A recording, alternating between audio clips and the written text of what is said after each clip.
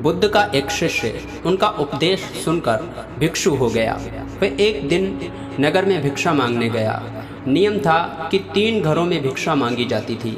बुद्ध के लगभग सारे शिष्य युवक थे। ये भिक्षु युवक भी शरीर से गठीला और सुंदर था।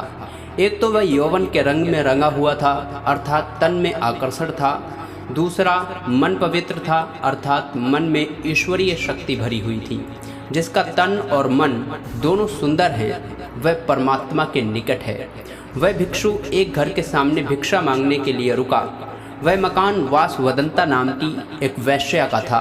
वह भिक्षु की आवाज़ सुनकर तुरंत बाहर आई और द्वार पर देखा कि एक सुंदर नौजवान जिसका शरीर गठा हुआ है एवं उसका मुख एक अलौकिक आभा से युक्त है।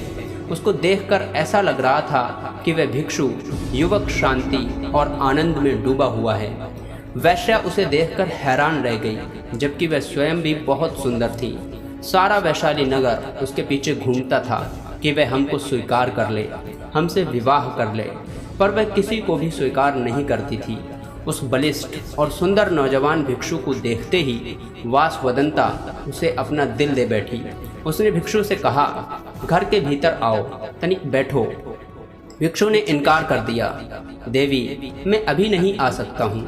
वैश्या ने कहा, भिक्षु कभी इनकार नहीं करते, कोई बुलाए तो जाना चाहिए। मेरे भवन के भीतर आओ। हे भिक्षु, अगर भीतर आओगे तो कुछ ना कुछ तो पाओगे ही।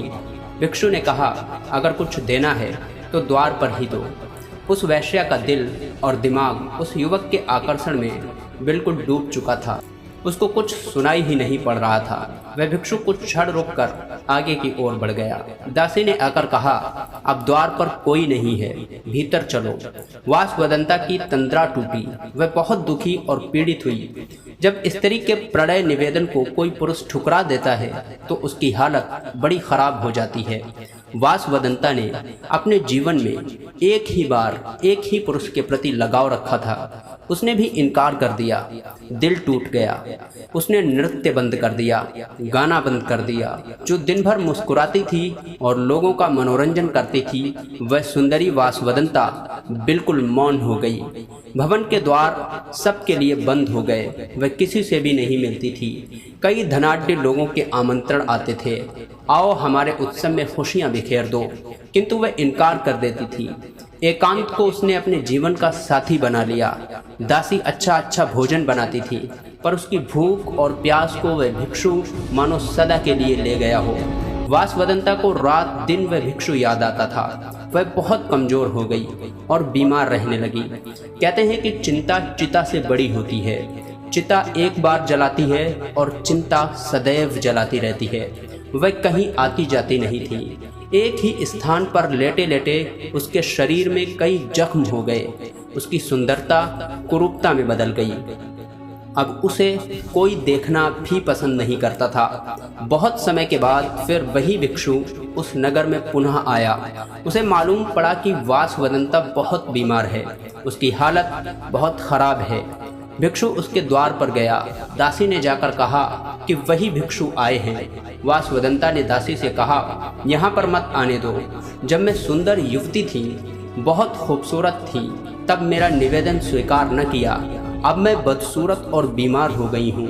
अब मैं इनके सामने कैसे जाऊँ? नहीं जाऊँगी। पर भिक्षु आ गए। हे देवी, आज तुझे मेरी ज़रूरत है। उस समय तुमको मेरी ज़रूरत नहीं थी।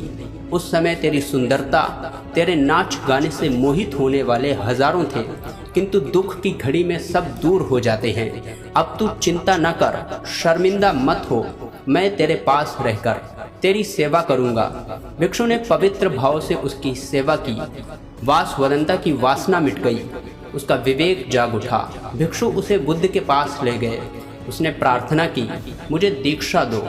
बुद्ध से दीक्षा पाकर वह भिक्षुणी हो गई। अपना जीवन पतित से पावन कर लिया। बुद्धं शरणं गच्छामि।